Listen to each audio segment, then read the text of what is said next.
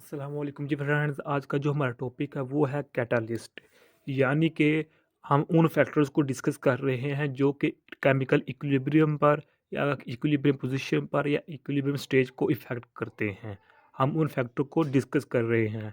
तो उन फैक्टर में से एक जो फैक्टर है वो है कैटालिस्ट। यानी कि कैटालिस्ट के को एडिट करेंगे जब रिएक्शन में, तो इसका क्या असर पड़ेगा रिएक्शन पर, उसको आज हम इंशाअल्लाह रहमान डिस्कस करेंगे। जबकि पिछली वीडियो में हमने देख लिया कि इफेक्ट ऑफ टेम्परेचर और chemical equilibrium, effect of pressure और केमिकल इक्विलिब्रियम।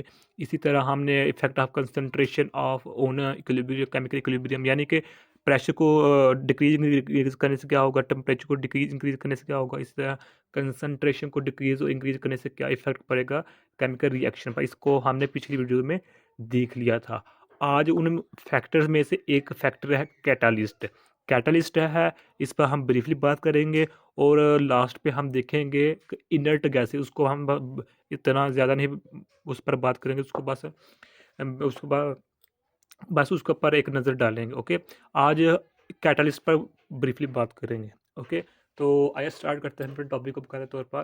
बिस्मिल्लाहिर्रहमानिर्रहीम, सल्लल्लाहु अला मुहम्मद सल्लल्लाहु अलैहि व आलिहि वसल्लम।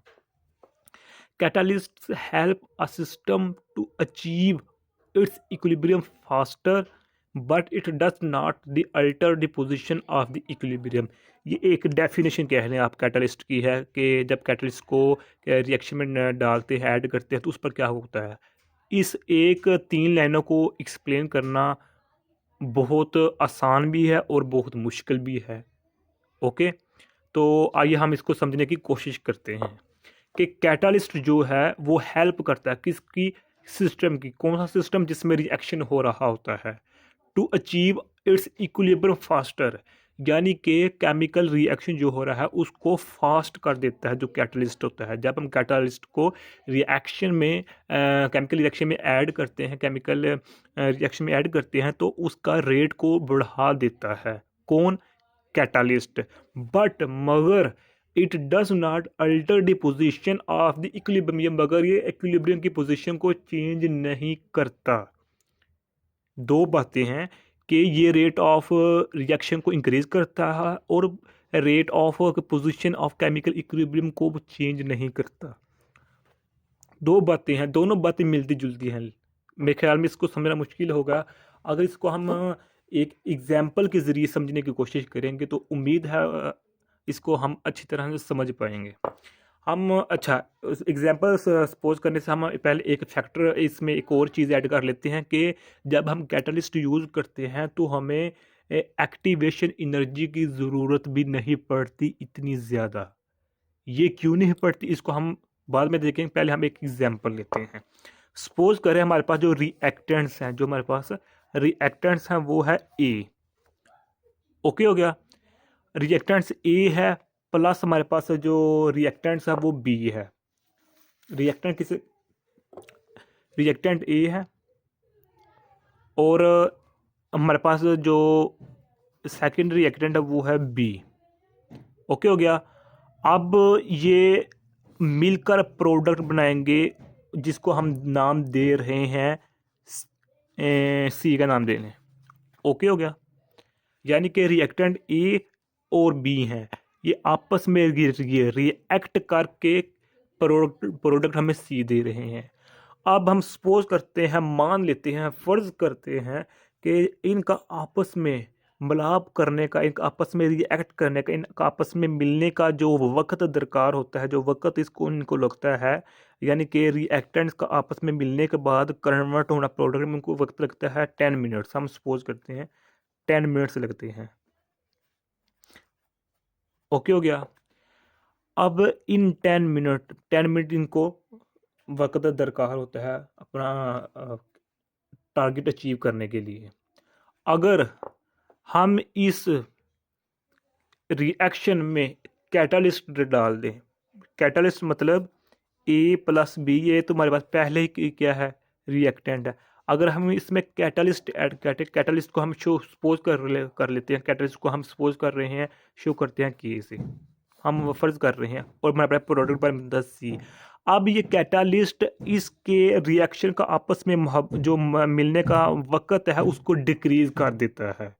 यानी कि आप ए और बी का आपस में जो मिलने का जो अमल होता है उसको मिलने के अमल को और मिलने के बाद जो प्रोडक्ट बनने का अमल होता है उसको रिएक्शन जो होता कैटलिस्ट होता है वो यानी कि केज होता है वो इस अमल को तेज़ कर देता है। अगर अमल तेज़ हो जाता है तो हमारे पास वक़्त बच जाता है यानी कि जल्द हो जाता है। ओके हो गया। अब जो मैंने पहले बात एग्जांपल देने से पहले बात बताई कि एक्टिवेशन एनर्जी हमें कम चाहिए होती है अगर हम कैटलिस्ट यूज़ करें। अब ये क्या है, सपोज करते हैं ये हमारे पास एक ग्राफ है और ये हमारे पास एक सेकंड ग्राफ, ओके ग्राफ है हमारे पास। अब ये हमारे पास क्या है, रिएक्टेंट है सपोज करते हैं, और ये हमारे पास प्रोडक्ट है यानी कि प्रोडक्ट है। ये हमारे पास रिएक्टेंट और प्रोडक्ट है। ये इस तरह क्या है, ये इस तरह से ये है विदाउट कैटालिस्ट है। ये मेरे पास विदाउट कैटालिस्ट है ये हमारे पास ये वाला, यानी कि ये हमारे पास रिएक्टेंट और ये मेरा प्रोडक्ट है। ओके, और इसको यहाँ से लेकर यहाँ तक इतनी एक्टिवेशन एनर्जी सपोज करते हैं हम इसको एक्टिवेशन एनर्जी 50% चाहिए रिएक्टेंट को प्रोडक्ट में कन्वर्ट करने के लिए। लेकिन जब हम इस रिएक्टेंट में से, जिस तरह मैंने एग्जांपल ली, कैटलिस्ट ऐड कर देंगे इसमें से, तो ये बहुत जल्दी, यानी कि हमारे पास ये है विदाउट कैटलिस्ट, ये है विद कैटलिस्ट, यानी कि इसमें हमने कैटलिस्ट डाला हुआ है, इसमें ऐड किया हुआ है।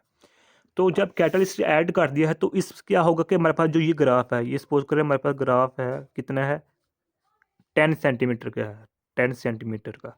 अब ये यहाँ से यहाँ तक जो होगा ये हो जाएगा 5 सेंटीमीटर।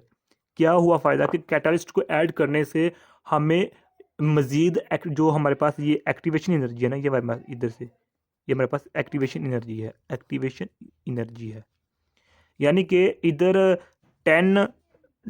10 सेंटीमीटर का मतलब क्या कि इधर 10% एक्टिवेशन एनर्जी चाहिए थी रिएक्टेंट को प्रोडक्ट में कन्वर्ट करने के लिए। लेकिन जब हमने कैटलिस्ट को ऐड कर दिया तो अब हमें 5%, 10 की बजाय 5% एनर्जी रिक्वायर्ड होगी, एक्टिवेशन एनर्जी रिक्वायर्ड होगी रिएक्टेंट को प्रोडक्ट में कन्वर्ट करने के लिए। ओके हो गया। ये इसकी आप समझाने का हम समझने की कोशिश की है, आप लोगों को समझने की कोशिश की है, उम्मीद है समझ आ गई होगी। अच्छा, एक और बात कि जो हम कैटलिस्ट जिस रिएक्शन में डाल रहे हैं, ऐड कर रहे हैं, वो रिवर्सिबल होना चाहिए। क्या होना चाहिए? ये रिवर्सिबल होना चाहिए।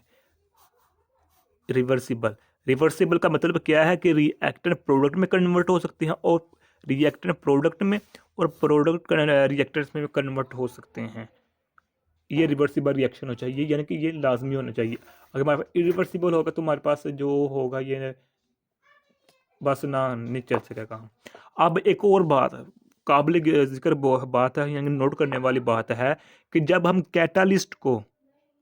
कैटालिस्ट को रिएक्शन के अंदर ऐड करते हैं तो ये बैकवर्ड और फॉरवर्ड रिएक्शन की स्पीड को एक अमाउंट से तेज़ करता है। ओके हो गया। तो ये कुछ बातें थी, आप ये नोट डाउन कर लीजिएगा। अब हम बात करते हैं जो हमारे पास लास्ट इसका जो इफ़ेक्ट आ जाता है, जो है हमारे पास effect of inert gases. If the volume is kept constant, there is no effect on equilibrium after the addition of inert gases। यानी कि जब हम इनर्ट गैसेज को रिएक्शन में ऐड करेंगे तो इसका कोई भी इफेक्ट नहीं होगा केमिकल रिएक्शन पर। क्यों? क्योंकि इनर्ट गैसेज वो होती हैं जो कि किसी के साथ रिएक्ट नहीं कर सकती। दूसरे अल्फाज में हम ये कहना चाहिए कि इनर्ट गैसेज को हम नोबल गैसेज भी कह सकते हैं, क्योंकि हम जानते हैं नोबल गैसेज किसी के साथ भी रिएक्ट नहीं करती। ओके, ये इतना सा टॉपिक था।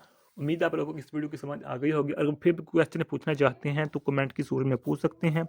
और अगर आपने अभी तक हमारा चैनल पाक MN अकेडमी, इस चैनल का नाम है, इसको सब्सक्राइब नहीं किया तो सब्सक्राइब कर दें, लाइक शेयर कर दें। जज़ाकल्लाह खैर, अपनी दुआ में याद रखिएगा। अस्सलामु अलैकुम व रहमतुल्लाहि व बरकातुहू।